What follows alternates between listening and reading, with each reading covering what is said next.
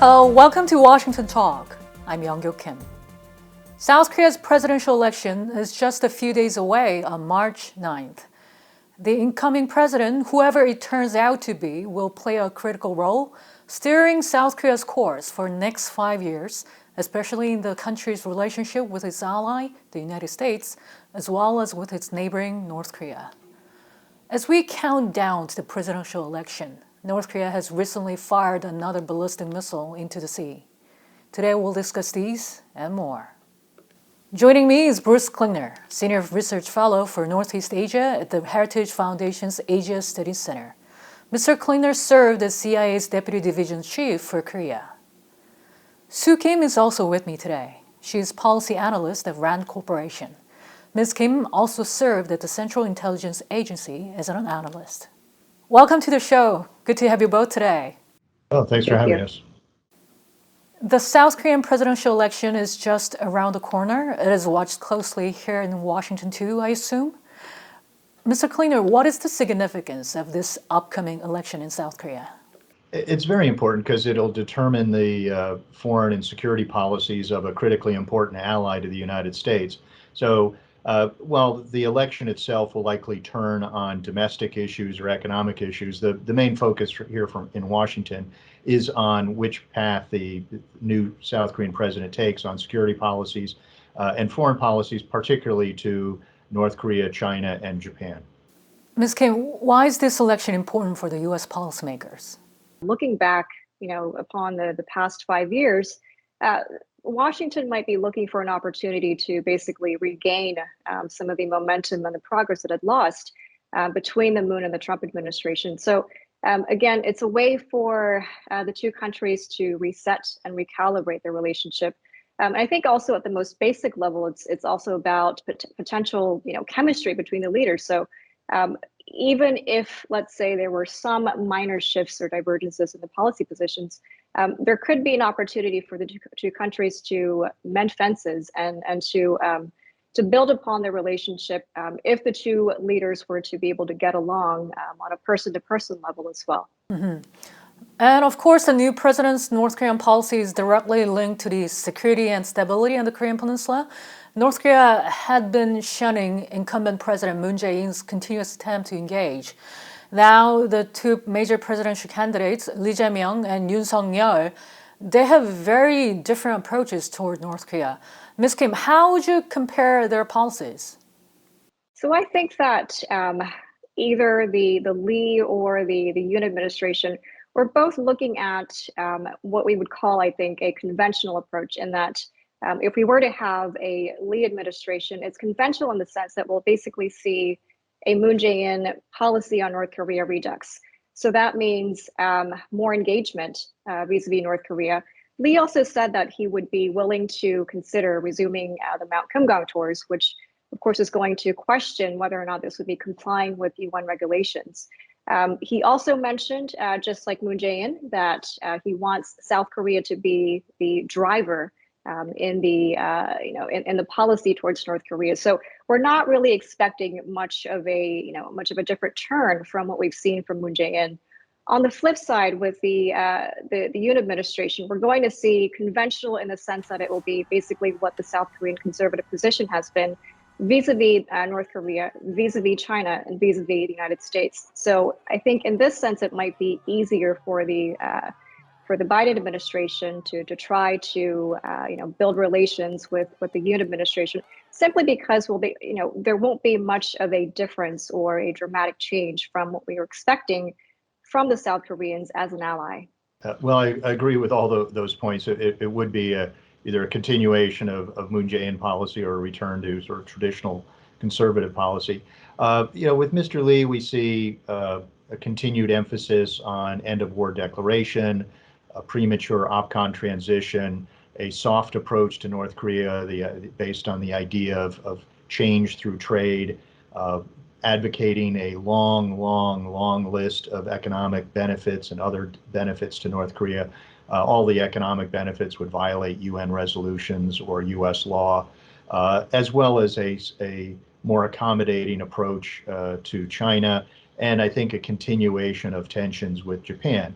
Mr. Yoon would be more pro-alliance, more in favor of enforcing UN resolutions and international law, a willingness to have diplomacy with North Korea, but a requirement for North Korea, who's the one in violation of resolutions, to make movement towards compliance in order to receive benefits. And perhaps a better, though still strained, relationship with Japan. I think there's a better chance of improved bilateral relations, and in that way, more trilateral cooperation with the U.S. towards the threats of this millennium rather than focusing on the threats of the last millennium.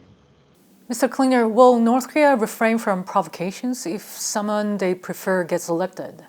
No. Regardless of who's elected, North Korea will continue to do provocations when it suits their objectives. And provocations is sort of an all-encompassing term that we use, which really covers a range of actions by North Korea, from acts of war, acts of terror, violations of law and resolutions, threats, and also development of missiles and increasing the military threat to South Korea, Japan, and the United States.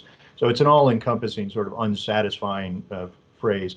And all of these North Korean actions also have different objectives. Some are internal to prop up the regime's stature with the people. Others are simply improving and continuing its military capabilities. And then some are signals to Washington. But North Korea will continue to do all of these actions. It's just a matter of when. I think whether it's a conservative or progressive administration, it's just going to find a way to justify its actions. So, it's any action that the South Koreans take is just going to be fodder or justification for Kim Jong-un to continue to build and also to provoke. So let's say that we have a conservative administration under you. It's going to be a typical North Korean response where they blame the United States, or South Korea, the hostile policies, and it's this way Kim Jong-un would be able to decry any sort of defense and weapons development in Seoul, and use that, I think, to further expand the suite of missile and nuclear capabilities. If we have a progressive administration, North Korea is just going to use Seoul as basically a pushover to push forward with its plans, again, with the weapons development and provocations, under the banner, I would say, of engagement and reconciliation. It's just going to give Kim Jong-un more time to get stronger and become even more emboldened for Washington and Seoul to have to deal with. And it's just going to be a bigger problem, I think, for us to manage. Ms. Kim, you said earlier that Mr. Yoon Suk-yeol's policy might be closer to what Washington pursues with its North Korean policy. Is that correct? I would say so. I think at first blush, that's what we're going to expect, because if we're looking at a typical South Korean conservative administration, they're probably going to place security as their top policy issue. And with that, I think, is going to come prioritization of the alliance. And that in turn is going to set the pace and, I think, the direction of how the two countries are going to be dealing with the North Korea problem. But I would also say that with the, if we were to see a Lee administration, that's not necessarily going to mean that they're going to do a complete about face vis-a-vis the alliance. It's going to take time, I think, for the Lee administration to actually make progress on their policies. I also think that it might be an opportunity for the United States to, show incentives or gently remind the South Koreans the value of the alliance, as well as the responsibilities that come with, I think, the partnership and South Korea's status as a leading country economically and politically.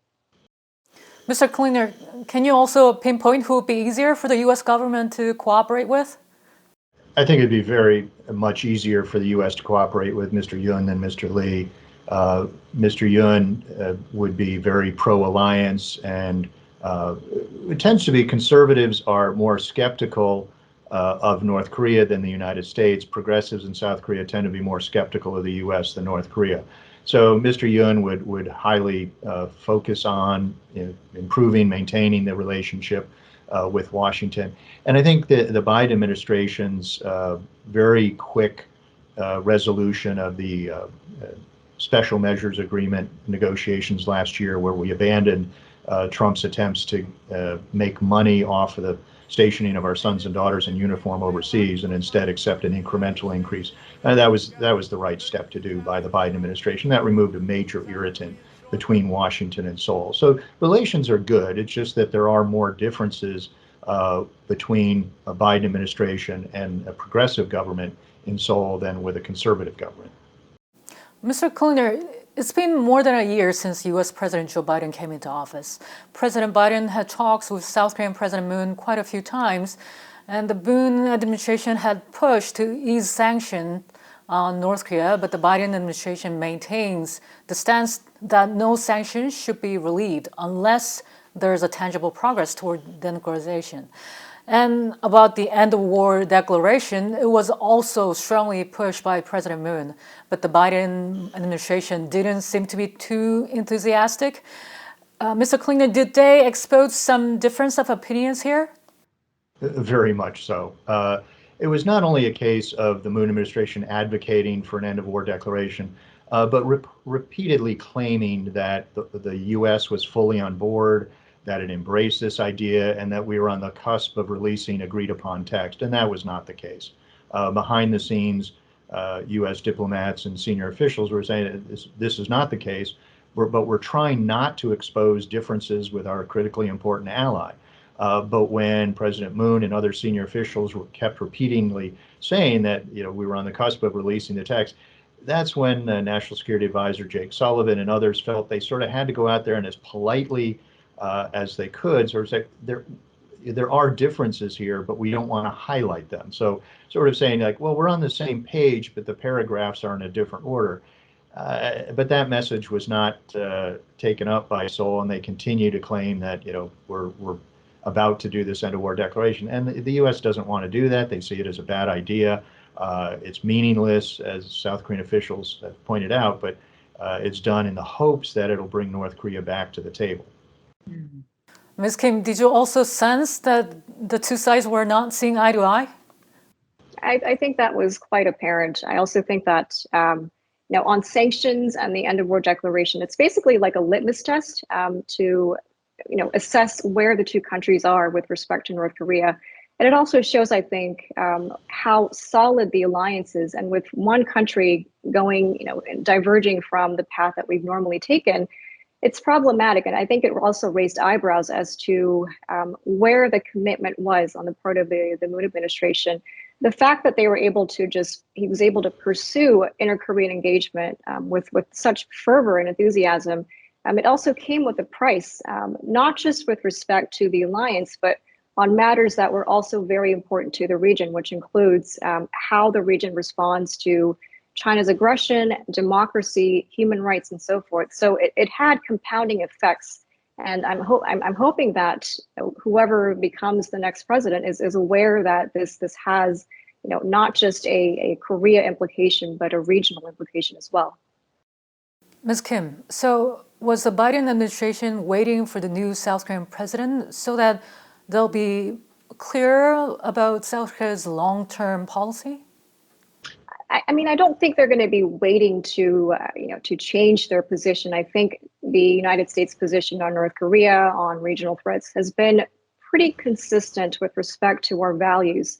But I do think that there might be some recalibration, I would say, minor adjustments that come with having to deal with the intricacies and the different personalities in a new leadership. So I think what the current administration is expecting is that perhaps this will be a breath of fresh air, where the two countries will be able to finally, once again, work on common challenges and also look forward to threats that are not just confined to regional divides and functional areas.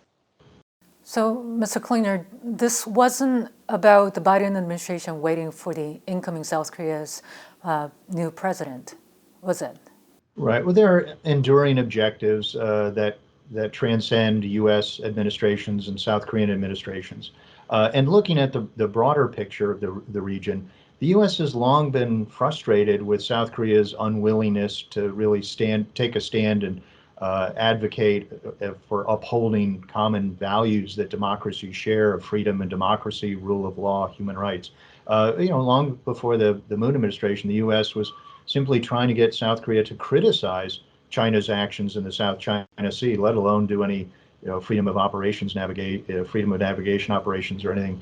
And we've seen that a continuation under the Moon administration of trying to stand on the sidelines or fly under the radar of not criticizing China by name about its human rights violations, of its actions in the East and the South China Sea, and intimidation of Taiwan. And if you compare the joint statement following the Biden Japanese Prime Minister Suga visit with the Moon Biden summit, you can see where South Korea is willing to criticize Chinese actions after some urging, but not mention that they were done by China, whereas Japan was willing to do that.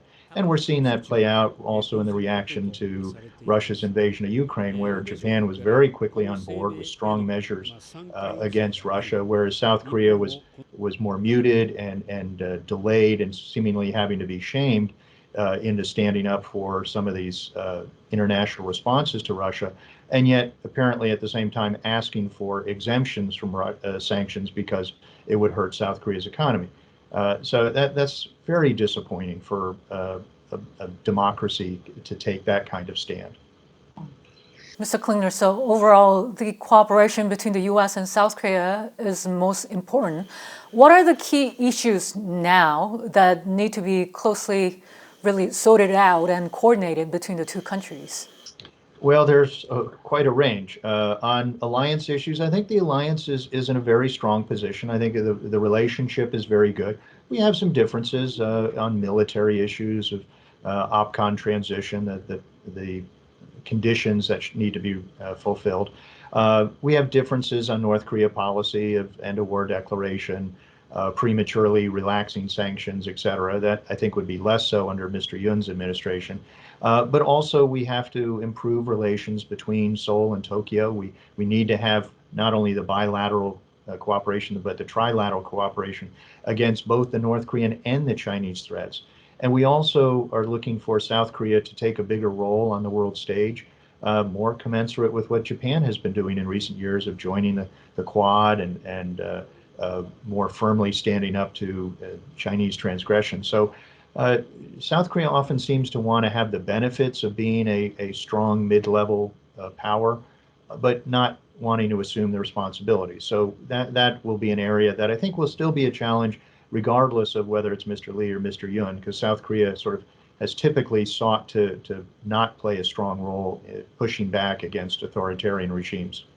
I also think that the whole idea about South Korea wanting to, reap the benefits of its status while not really playing up to the field, I think it's exactly right. I think that along with its status as the 10th or the 12th largest economy in the world, it's looked to as a model for liberal democratic societies.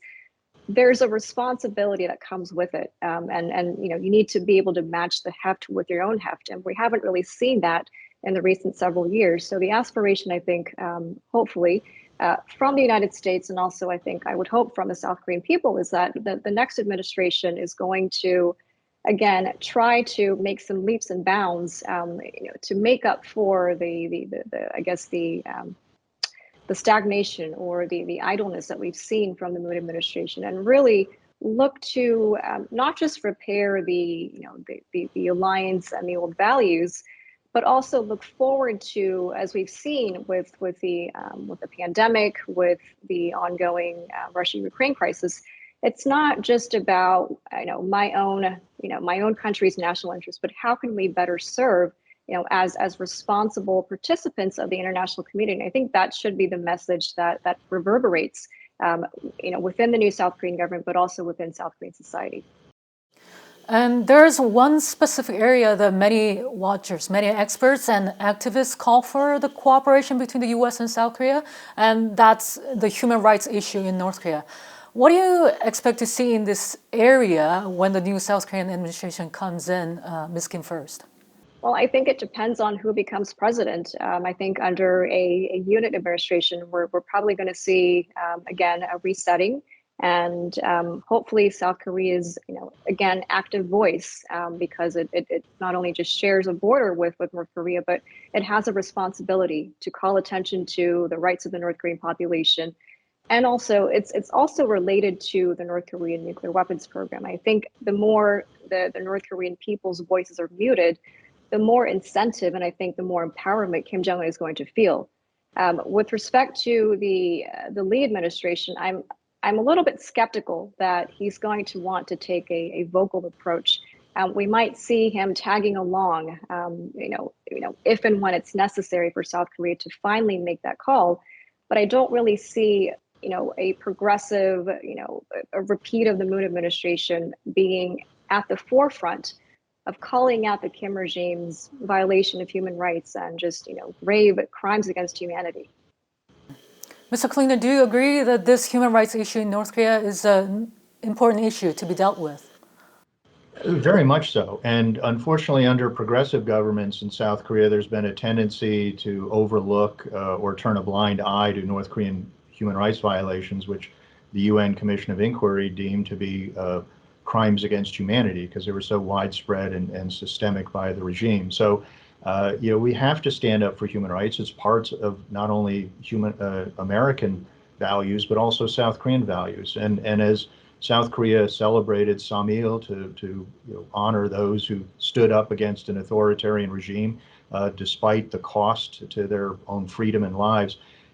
South Korea also has to look towards the North Korean people who are suffering, as well as those who are suffering in China, the Uyghur minority and Hong Kong, and also now in Ukraine, where a smaller country is fighting back against a large, aggressive authoritarian government. So that the spirit of Samil, I think, is something that has to be honored not only within South Korea, but as we look at nations or peoples fighting back against oppression. So I hope the next South Korean administration will implement that as part of their overall policy, not just to North Korea. And now North Korea is continuing on with its provocations. Just right after the Beijing Olympics ended and before the Paralympics starts, North Korea fired a missile, what it claims to be a test for reconnaissance satellite. And many watchers were skeptical about that. What should we be prepared to see from North Korea after the presidential election? Mr. Klingner. Well, regardless of who's elected in South Korea, North Korea will continue to, expand and refine its missile arsenal of all ranges. And the question now is, will they resume either ICBM or satellite launch tests or another nuclear test? And it's just a matter of time, really. But people have often been very skeptical of North Korea's accomplishments or ability to do things. At first, it was denying they had a nuclear program or a second nuclear program with uranium, or the capabilities of its missiles, saying the missiles always fail until they didn't, or that they could have a missile that could reach the entire continental United States, which they do, and even their cyber capability, cyber attack capability. So if people are saying, well, we don't think they can really have a electro-optical reconnaissance satellite, it's like, well, just wait for it. They're probably going to do it. So this latest missile, because it sent back photos taken from the missile, likely was a precursor to a reconnaissance satellite launch, which, if they do it, that launch over Japan to a long range into the Pacific, regardless of whether they say it's civilian and not military, it's going to be highly provocative and maybe a precursor to an ICBM launch, which would be even more provocative. Ms. Kim, how will North Korea set the pace for their provocations this year? It's just going to be, the timing and the pace is going to be how Kim Jong-un determines it. I think some of these world events are going to shape the way or the timing of the provocations, but by and large, it's just going to be in the hands of Kim Jong-un. And what I am concerned about is that every provocation seems to merit a response. Of course, we should be concerned about the developments, but I also think that sometimes the responses also need to be commensurate to the threat. And we also need to respond in a way that sends Kim Jong-un the message that he should not be doing this and that there will be consequences. And I don't think we've seen or we've demonstrated enough to him that there will be consequences so grave that he will stop. My last question for today. Ms. Kim, Amid all this, will North Korea come back to talks? Well, I think on the topic of talks, I think if North Korea does decide to come back, we should not be so hopeful, but I think we should actually be concerned about what potential incentives or accommodations would North Korea want the United States, South Korea, and other parties to make in exchange for some partial gestures that might be reversed by the Kim regime. I think the end result of this game is that Kim will just pocket the gains while he gets to retain his nuclear weapons and his missile program. I'd say whether North Korea does a provocation or returns to talks, I think the answer to both is yes. It's just we don't know the time frame. So if you put the time frame out long enough, yes, they likely will come back to some level of talks, just as they're likely to do a provocation. But it's what are the circumstances and what are the motivations and what are their objectives? So, some will argue that we need to offer concessions, including relaxation of enforcement of laws, in order to induce them back to talks. Talks don't have a very good history of success. So, when people kind of put it into a false paradigm of sanctions or diplomacy, we need both. But as people say, sanctions don't work. Well, diplomacy didn't work either. But that's not to say we don't keep trying with diplomacy. But in the meantime, we need to maintain our military deterrence, as well as maintaining enforcing of laws and resolutions until the actions which triggered them or promises to stop doing those actions, have been implemented. Both of the two major candidates for new South Korean president emphasized the importance of the alliance between the US and South Korea. However, how each of them approaches the diplomatic affairs appears to be very different. And now, not only the South Korean voters, but also the Americans are eager to see how the presidential election in South Korea turns out. Mr. Klinger and Ms. Kim, thank you so much for your time today. Well, thank you. Thank you. And that does it for this week's Washington Talk from Voice of America. Please join us again next week for more analysis.